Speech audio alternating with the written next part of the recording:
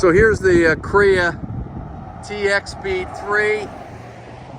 It's operating at an intersection here in Edmonton.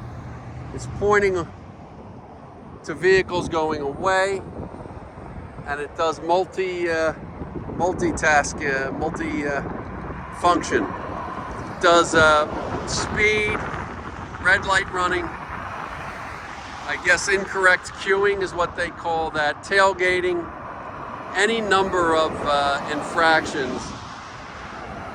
And it does it all with no radar, no laser, no induction loops, strictly through video and signal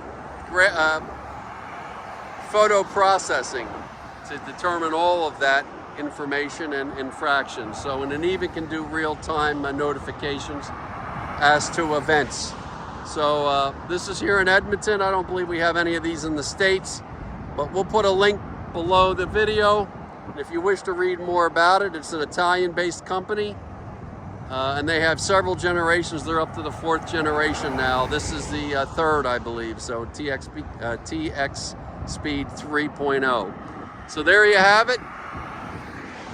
Fortunately, fortunately these are marked by GPS, so you'll get a red light camera kind of notification, but don't rely on a radar detector or anything like that to pick up any signals, because there are none.